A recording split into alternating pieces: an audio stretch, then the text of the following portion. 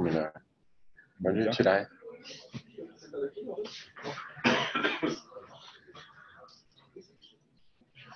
E aí, gente, beleza? Bom dia. Vamos lá? Podemos começar? Bom, a ideia é apresentação rápida, no estilo Lightning Talk mesmo. Então, a gente não deve se estender mais do que 30 minutos. A gente participou mais cedo esse ano do processo do Magic Quadrant do Gartner. É um processo razoavelmente extenso e a gente prepara um material bem detalhado para mandar para a gente vai explicar aqui. Mas a gente quer fazer logo na sequência, disponibilizar para todo mundo uma versão um pouquinho resumida. A gente tirou algumas coisas que eram detalhes assim que não precisariam ser passados para todo mundo, assim, mas a maior parte das informações que a gente mandou para o Gartner, a gente organizou num documento, a gente vai compartilhar com todo mundo. Aí, assim, esse documento em específico, ele pode ser visto com óticas diferentes, né? Então, sei lá, para quem é de marketing, lá tem toda a estratégia de marketing e tem toda a execução do marketing. Então, o orçamento, os investimentos, para quais canais a gente mira. Então, tem todo uma informação ultra detalhada que vai ser provavelmente bem interessante para a galera de marketing, mas talvez para o cara de desenvolvimento de produto, da consultoria, possa ser muito mais uma curiosidade do que algo para ser visto então em nível de detalhe tão grande, né? Por outro lado, tem também informações sobre o nosso entendimento do mercado, informações sobre o roadmap de produto, que aí também interessa provavelmente uma parcela significativa das pessoas, né? Então a gente fala de customer success, a gente fala de praticamente tudo aí, né? Sobraram só 70 páginas, gente. Então, assim, tem bastante coisa. Então a gente vai compartilhar com vocês depois. É legal dar uma lida, assim, pelo menos passar o olho, ver o índice ali onde vocês acham que seria mais interessante.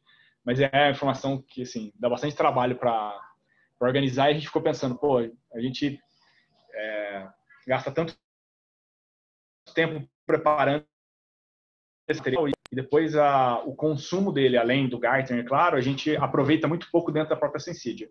É claro que pedacinhos eles vão sendo aproveitados em diversas áreas, né? A gente fala de roadmap, reflete mais ou menos o roadmap que a gente discute em produto. A gente está falando de marketing, reflete um pouco o planejamento do marketing, mas em nenhum lugar assim com uma visão concentrada, né, e unificada.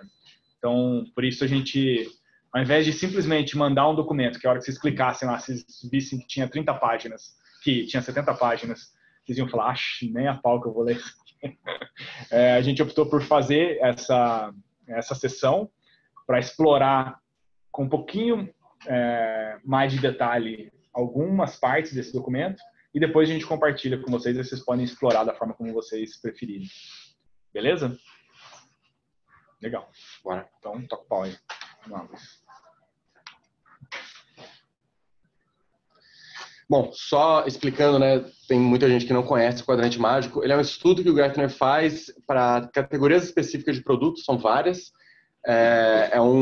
Que eles renovam a cada 18 meses, se a categoria do produto faz sentido ainda. Então, a nossa categoria é API Management. Full Life Cycle API Management. E a primeira edição dele, na verdade, foi lá em novembro de 2016. Então, assim, a gente já participou da primeira edição dele, a gente saiu como visionário. Em 2018, a gente saiu de novo.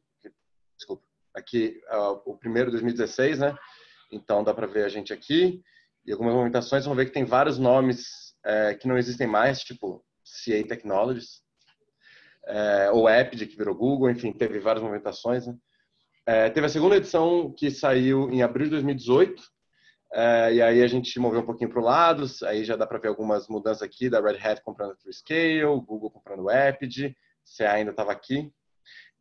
E tem um processo de participação que é padrão, assim, não só para o nosso quadrante, mas para todos, né? Então tem um questionário imenso que a gente responde, que é o que gera esse documento aí de 70 páginas. Tem um monte de evidência que a gente junta durante a resposta desse questionário, que são screenshots, são customer stories, são vídeos que a gente tem, enfim, tudo para embasar mais essas respostas. Depois eles fazem uma entrevista com a gente, que eles chamam de vendor briefing. Então, eles podem ou não passar um roteiro para a gente. O Forrester passa um roteiro mais específico. O Gartner, ele deixa aberto e fala, me fale o que você acha que eu deveria saber com mais atenção, além de ler seu questionário, né? Então, é uma outra preparação bastante grande. É uma hora que os analistas participantes que vão escrever o quadrante estão lá pensando estão só te analisando, dando atenção 100% para você. E eles fazem uma pesquisa direta com 10 clientes nossos que a gente aponta. Eles mandam questionários, para alguns eles ligam. Tem até um caso curioso que quando eles começam a ver que as informações não estão batendo muito com a realidade, ou que os clientes falam, eles fazem uma auditoria. Eles vão lá do nada e aparecem na empresa. Acho que o Paulo contou isso para o Lucas e para o Kleber lá no evento do Gartner em Londres, né? Você lembra da história? Eu lembro que a Cana, eu acho que é um dos participantes, tinha relatado que estavam crescendo, sei lá, 50%, mas eles tinham um sentimento de que a empresa, que ela acabou sendo vendida depois, né, que ela estava indo bem mal, assim. Então eles foram na empresa lá e, acho que no estacionamento, né, ficaram vendo a quantidade de carro de funcionário que tinha, assim, falou, não, isso aqui alguma coisa tá esquisita. Ou eles olham no LinkedIn, né, olham em outros lugares, assim. Então, eventualmente, eles podem fazer uma auditoria, assim, mais pesada. Então, assim, a resposta, ela não é tão livre, assim, o documento aceita tudo, mas eles não vão necessariamente aceitar tudo que você fala. Eles vão buscar outras referências e principalmente clientes. Os clientes Gartner, lembrando que vários dos nossos clientes são clientes Gartner, então eles têm acesso a outros que a gente não necessariamente deu ao contato e que fazem inquiries com eles para saber mais sobre a API. Então é algo que a gente está sempre aberto a ter, né? Legal. Vamos lá, então, fala aí. Não, a gente enviou o questionário dia 31 de março, especificamente, que foi um domingo. O vendor briefing foi logo depois, as pesquisas com clientes também foram entregues, agora tem os últimos 2 pontos do processo. Eles mandam para a gente o report que vai estar escrito sobre a Sensidia, não manda para a gente ainda o posicionamento no quadrante, mas porque eles querem que a gente analise se tem algum fato que está errado ou que está faltando dentre a evidência que a gente já mandou. Então, vai ser uma forma da gente poder corrigir eventuais pontos que a gente enxerga. Então, mas a gente não tem chance de mandar novas evidências. As evidências são aquelas. Então, a gente pode apontar coisas que estão lá dentro que nos ajudem a comprovar essa mudança, ou é daquele jeito que vai ficar. E deve sair em setembro, se der tudo certo.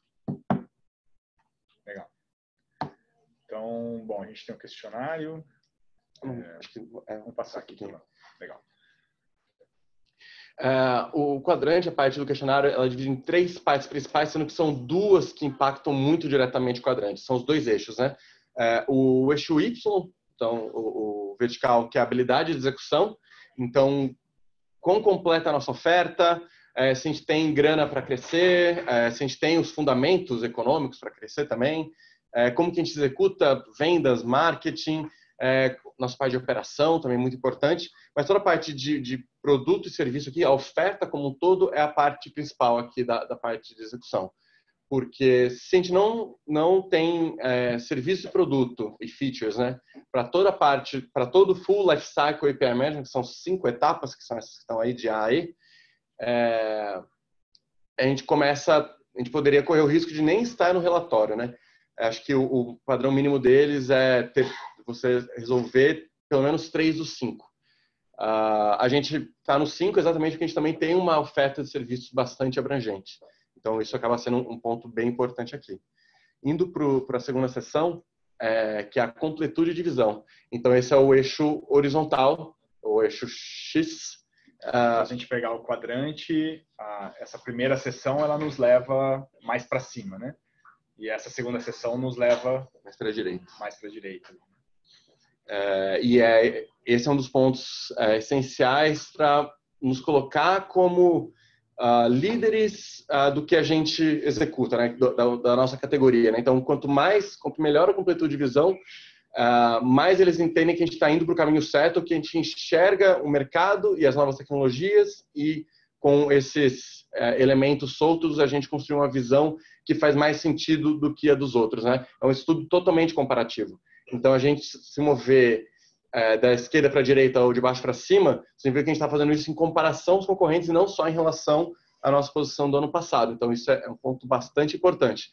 E que o pessoal que a gente teve o apoio do pessoal da Skills Connection, é uma consultoria que nos ajudou durante esse processo. Eles falaram, por mais que a gente faça uma baita de uma melhoria, mas se todos os outros vendors, o que obviamente é improvável, né, também melhorarem, você pode ficar na mesma posição estando muito melhor. Isso depende também, é sempre uma questão relativa com o mercado. Então aqui a gente tem pontos como entendimento do mercado, a estratégia de marketing e vendas, qual que é a nossa estratégia de oferta do produto ou do serviço, modelo de negócios, verticais, inovação bastante forte. E por fim, tem uma seção extra, que são as capacidades, as capabilities do produto para casos de uso específicos. Então, eles levantaram 5 casos de uso e perguntam especificamente como que a gente resolve, como a gente opera nesses 5 casos de uso. Ele não tem um impacto no que é visto no quadrante diretamente, mas indiretamente sempre tem, porque acaba batendo na execução ou na visão de como você trata esses casos de uso. Então, é também bastante importante que a gente faça isso de uma maneira totalmente alinhada, né? Todas as respostas, elas têm que ser alinhadas umas com as outras, porque tem que contar uma história única do posicionamento da Sensidia para o mercado e principalmente para o Gartner entender e concordar que a gente está indo para o lugar certo. E eles divulgam também dois reports, né? Além do quadrante mágico, tem outro report chamado Critical Capabilities, e aí eles pegam, para cada caso de uso desse que está listado embaixo, tem players que podem ser mais fortes para um e mais fracos para outro, então eles ponderam também o score de cada vendor baseado nessa divisão de casos de uso aí. Legal? Bom, o objetivo é a gente passar um pouco, abrir o documento aqui e dar uma circulada no documento e mostrar mais ou menos como que esse documento é organizado e mais ou menos como que a gente respondeu, tá? Eu vou passar um pouco aqui por essa parte de Product and Service. Então, como o Luiz comentou, para a habilidade de execução é muito importante como cada empresa atende o mercado, né? Em termos de produtos e serviços, o quão completo os produtos e serviços com relação a todo o ciclo de vida do API Full Lifecycle Management, né? Então, deixa eu abrir aqui o documento.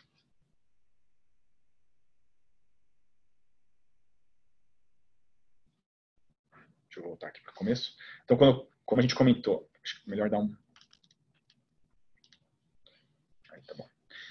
Bom, como a gente comentou, então a gente vai divulgar para todo mundo, tá? Esse documento. Então, ele tem toda um sumário aqui no começo, que tem essas sessões que a gente apresentou agora. Então, aqui na habilidade para execução, a gente entra aqui, tem toda uma introdução que a gente faz para falar sobre a Sensidia, a história, etc., para contar um pouco de como a gente se posiciona no geral, né? Mas indo aqui para a habilidade de execução, deixa eu entrar aqui em Product Service, aí ele vai pegando para cada uma daquelas etapas, então, Planning and Initial Design. Então, o Gartner, ele quebra o Full Life Cycle nessas cinco etapas, né? A primeira etapa é o planejamento e o design inicial. Então, imaginando que um cliente nosso, ele está concebendo a sua estratégia de API, como que a Sensidia ajuda esse cliente nessa etapa, quando ele está concebendo a estratégia de API? Nesse momento, em termos de oferta de produto, a gente oferece pouco para isso, né? A gente oferece mais em termos de consultoria. Então, a gente ajuda o cliente a fazer um assessment de maturidade, a gente ajuda o cliente a levantar o backlog de APIs que ele pode precisar, dependendo dos projetos digitais, do portfólio de projetos digitais que ele tenha. Eventualmente, a gente ajuda o cliente um pouco com o modelo de negócio, a gente já fez várias discussões com relação a isso com os clientes. Então, a gente foi tentando explicar isso dentro dessa etapa aqui de Planning Initial Design. A gente foi colocando alguns depoimentos de clientes aqui no meio do caminho, e tudo que está azul foi o que a gente respondeu, e tudo que está em preto foram perguntas que tinham no template aqui, no esqueleto desse questionário. Só levantando um ponto extra, pessoal, por que o quadrante mágico existe, né? A gente acabei pulando essa parte. Ele não é só para o Gartner comparar a gente com os nossos concorrentes e a gente ter uma base para comemorar ou não um resultado, né? O Gartner vende muito mais para empresas como do estilo dos nossos clientes do que para empresas como a Sensidia, apesar de vender bastante para tech providers também. Então, a ideia é eles criarem documentos e conteúdo que ajudem os clientes deles a tomarem decisões. E é exatamente para isso que serve o quadrante mágico. Então, eles normalmente pedem, as perguntas são sempre direcionadas pela perspectiva do cliente. Então, como que nosso produto e oferta estão direcionados para resolver esses problemas? Então, quando o Kleber falou no começo, então pegando uma estratégia de APIs do começo, vamos pensar em como desenhar, como fazer as primeiras APIs. Isso é como um cara que está começando essa estratégia de API. Um cliente vai, de fato, pensar e conseguir avaliar isso. Então, é um exercício também bem importante aqui fazer a empatia com o cliente o tempo todo. Legal. Bom, e aí a gente foi respondendo aqui, então a gente fala bastante que a gente tem um time grande de consultoria, a gente faz consultoria em Strategy Services, né, que é essa linha inicial aqui. A gente fala um pouco do playbook de APIs da Sensidia, então essa parte do playbook a gente acabou usando em várias sessões do documento para explicar como que que o nosso time de consultoria resolve problemas frequentes que os nossos clientes têm, né? Então, a gente passou aqui por um assessment de maturidade, e aí a gente foi linkando para documentos externos, né? Então, como é que a gente normalmente faz um assessment de maturidade nos nossos clientes? Como é que a gente monta um desenho de roadmap de APIs para os nossos clientes? Então, a gente foi linkando isso aqui, né?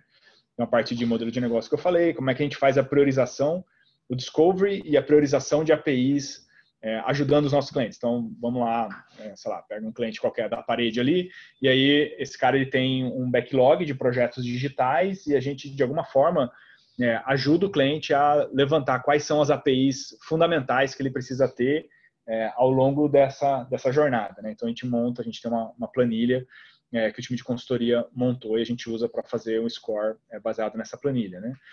Essa planilha gera visões como essa aqui desse gráfico, né? Então, assim, a gente foi pegando a coletânea de repertório que a Sensidia foi montando ao longo do tempo, né? A gente usa essa coletânea para ajudar. Uma outra parte importante do ponto de vista de planejamento e design inicial é a parte de cultura, né? Então, assim, a gente faz workshops nos nossos clientes, a gente dá treinamento, a gente fez várias vezes, né, de levar, sei lá, a galera da Natura para fazer uma palestra na Cielo e tentar interligar, né, interligar clientes, né? Isso é uma coisa que a gente tenta sempre fazer. Então, bom, aí a gente entra no segundo item ali, que é implementação e teste. Essa é uma que, do ponto de vista de oferta de produto, a gente tem pouca feature também. E mesmo a parte de teste de API, a gente não ajuda tanto os nossos clientes hoje, né? Então, essa foi uma que a gente, cara, tentou fazer um somebody love aqui para exprimir o máximo que a gente conseguia aqui, né?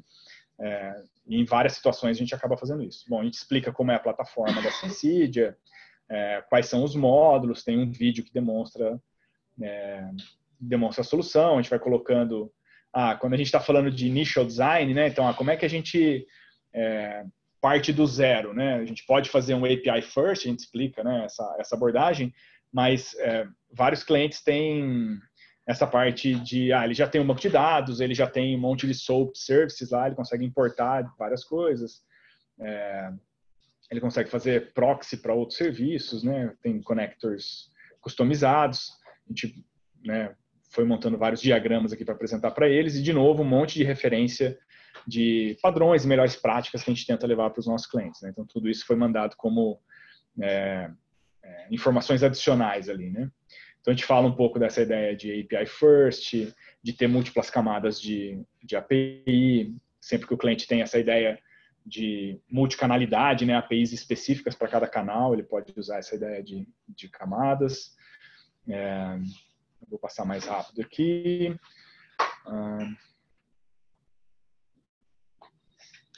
Facilidade de uso é um ponto que ele bate tanto durante toda essa parte de produto, da oferta como um todo, mas também tem uma parte só de user experience lá. Então, assim, chega com o cliente, né? O quão fácil é de eu botar para funcionar, de eu utilizar, de eu evoluir, de eu gerar valor com o que vocês estão, de fato, entregando para o cliente. Só ver que tem umas perguntas aqui. Chat. Sim. A gente vai liberar o documento para todo mundo depois. Beleza. Bom, por aí vai aqui, falando bastante de Developer Portal, por exemplo. Aí a gente entra nessa Deploy and Run. Então, como é que a gente faz a parte de enforcement de políticas, dessas policies? Como é que a gente faz a parte de Developers Engagement, de monitoria? A gente passa por todos os interceptors que a gente tem out of the box, né, na plataforma para o cliente usar. E a gente conta um pouco de história de clientes que criaram, né, custom interceptors ali para necessidades específicas. Aí aqui a gente está falando um pouco de Developers Portal, para quem provê API, para quem está consumindo API, então que tipo de funcionalidade tem no Developers Portal, como é que a gente entrega isso para os nossos clientes. A gente pega também, por exemplo, a hackathon que a gente fez com a Elo. Então, quando a gente está falando de engajamento com desenvolvedores, a gente pega esse tipo de evidência para comprovar, não é só a gente falando, né, mas assim, tem notícias na mídia que teve esse hackathon, que tiveram vencedores, que a Sensid apoiou e tal. Então, a gente sempre vai tentando ilustrar. Evidência é uma parte bem importante, né? Então, para tudo que a gente diz que a gente faz, a gente precisa ser capaz de mostrar que a gente efetivamente faz, né? Então, a gente tem todos esses materiais de substanciação aqui. O direcional da consultoria era evidence, evidence, evidence, o tempo todo. A gente escrevia alguma coisa e ele falava, e a evidência? Ah, caceta. Bom, beleza. E aí a gente foi passando por todas essas etapas. E assim, eles tentam organizar também nessa sequência, nesse life cycle, né, de 4 steps, mas nem sempre é tão fácil. Assim, eles mesmos dão umas entortadas em coisas e tentam colocar itens em etapas que a gente acha que são etapas diferentes no final das contas. Mas a gente vai respondendo da forma como a gente acha que ele vai entender melhor no final das contas. Né? Beleza? Então essa é a primeira etapa. A gente falou bastante de governance também, né, que é uma linha que a gente está tentando emplacar no mercado, tanto com tecnologia quanto com serviços de consultoria. Né? Beleza? Tá, então aí a gente passa por essa sessão. Você quer falar um pouco de marketing? Pode ser. Só para dar um exemplo da segunda sessão, gente.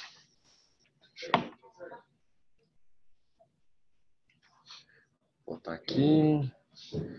Assim, no fim das contas, só para dar esse exemplo, né, para a gente poder percorrer. Quando fala de marketing, aqui eles falam de marketing execution, aí depois fala de marketing strategy, sales strategy. Então, assim, tem algumas coisas repetidas, porque a execução estar ligada com a estratégia faz sentido. Se não estivesse repetido, estaria alguma coisa errada. Então, quem for ler essa parte vai ver isso, mas são pontos razoavelmente diferentes. Né? Na execução, eles querem ver algumas métricas, como está, qual é o nosso mix de marketing e por aí vai. Na estratégia, eles querem ver os porquês disso, como que a gente chegou nessa conclusão e como que a gente pretende mirar para frente também, né?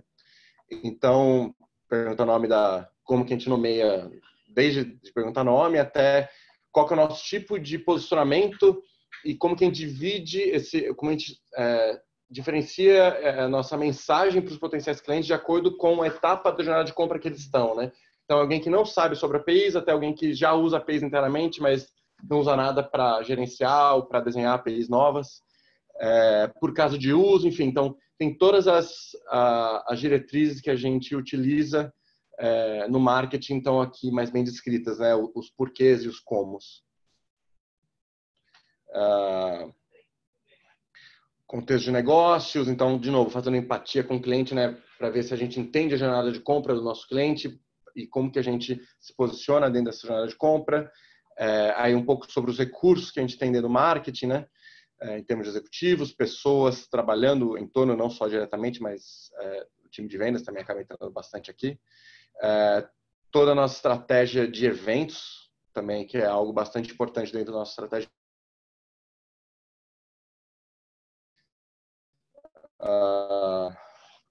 Bastante detalhada a estratégia de eventos, como eu falei.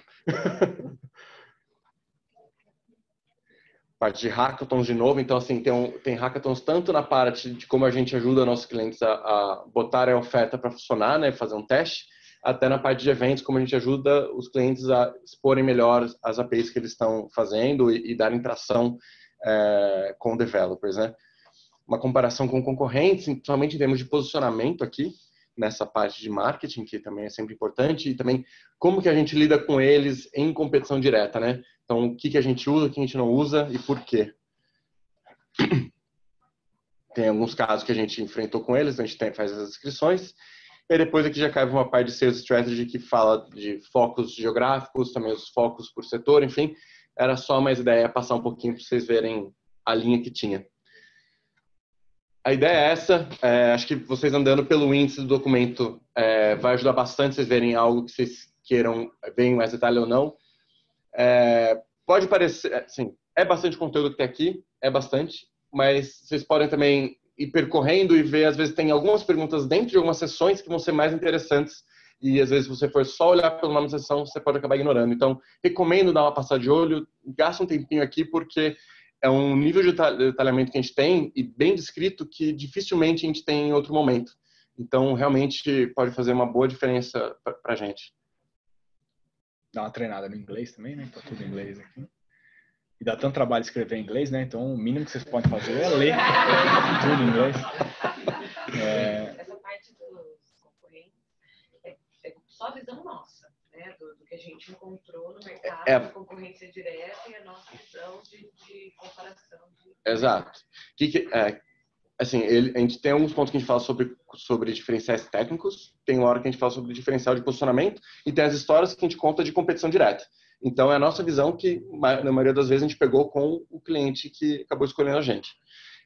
A visão é o viés do vencedor.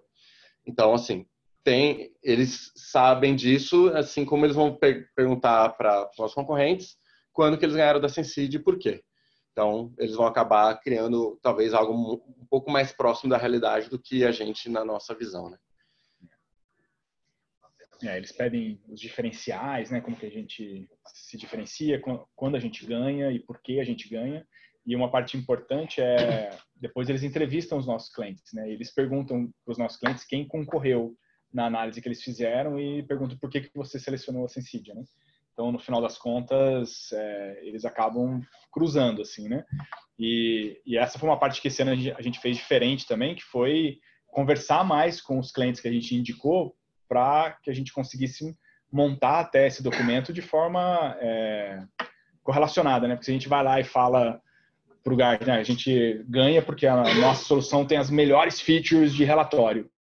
E aí nenhum cliente menciona isso, né? Ele fala, não, eles ganham porque está em português. Então, assim, tem que mostrar uma certa coerência ali, né? E eles checam bastante isso no final das contas. Então, aqui fala bastante de Product Roadmap também, então é uma parte legal, se vocês tiverem curiosidade. Então, sei lá, toda a parte de connectors que a gente está fazendo, a parte de Mesh Architecture, de Adaptive Governance, né, as melhorias e tal. Então, tem bastante sobre operações também, né? Então, como é que a gente atende clientes espalhados geograficamente, como é que a gente vende, como é que a gente entrega depois, né? Então, tudo isso está coberto aqui. E ele fala também da parte financeira, né? Então, como é o crescimento da empresa, ele pega indicadores financeiros, né? De rentabilidade, etc.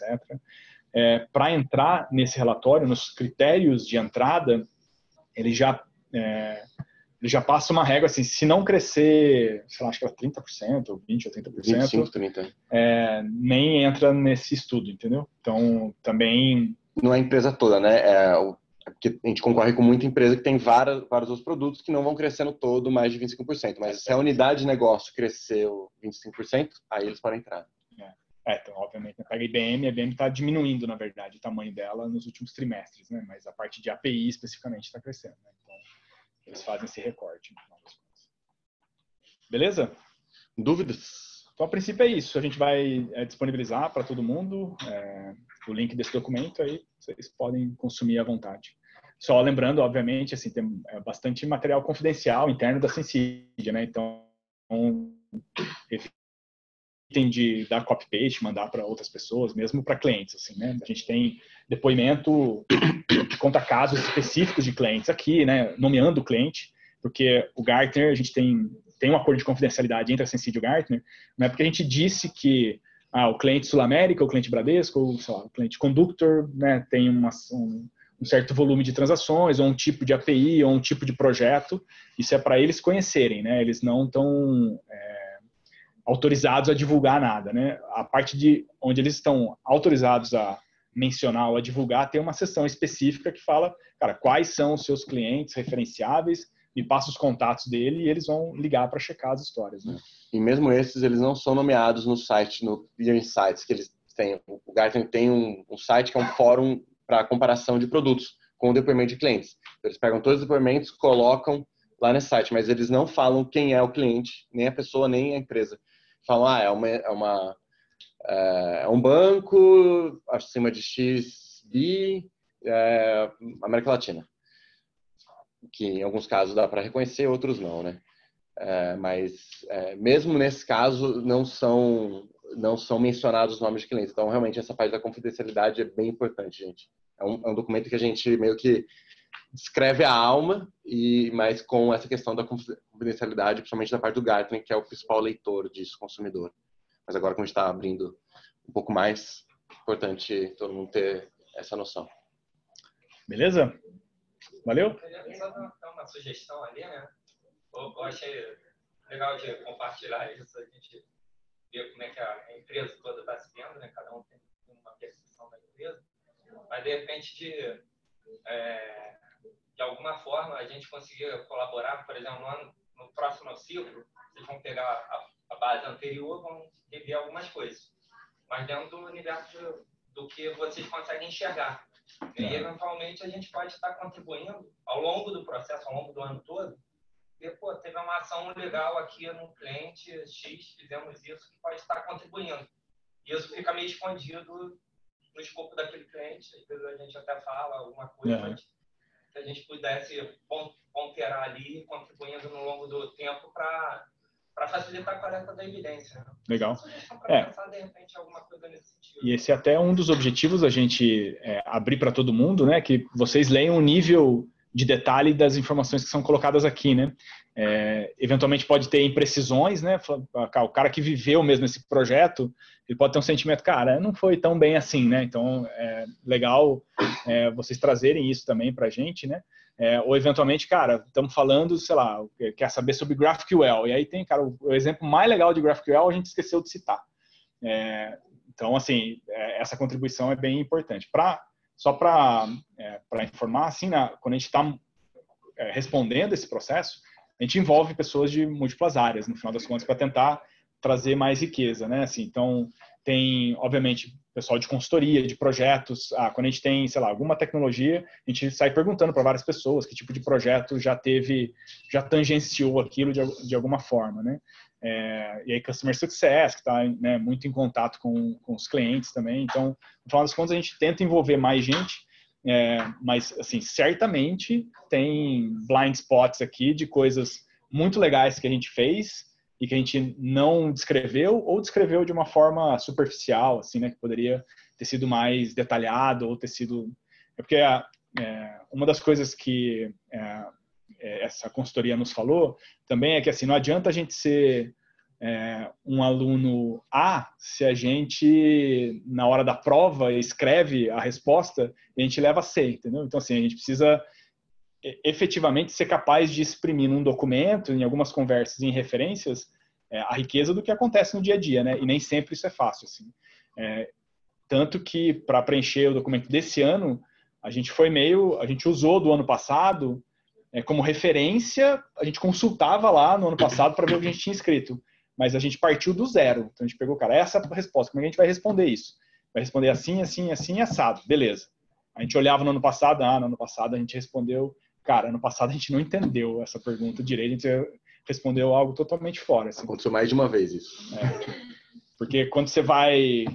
O relatório não muda tanto, o questionário não muda tanto de um ano para o outro, né? Tem alterações, mas, sei lá, uns 10%, 15% de alteração, talvez. Então, assim, se você simplesmente pegar do ano passado, save as e usar as mesmas respostas, a mesma base das respostas, sim, bastante provável que você não vai conseguir se movimentar de forma legal no quadrante, né? Então a gente optou por, cara, joga fora, depois que a gente responder, a gente olha para ver como a gente respondeu no ano passado e vai complementando as respostas dali. O documento ele não está aberto para edição, mas ele está aberto para comentário. Então, na leitura, se vocês virem em algum lugar que poderia ser diferente, provavelmente para melhor, deixa um comentário, me tagueia, por favor, porque a gente vai acabar usando isso como referência para o próximo, ou não necessariamente para o próximo teste mágico, que tem o Wave antes. Então, isso tudo já vai ser utilizado para toda a linha do Forcer também. Beleza? Valeu, gente. Obrigado.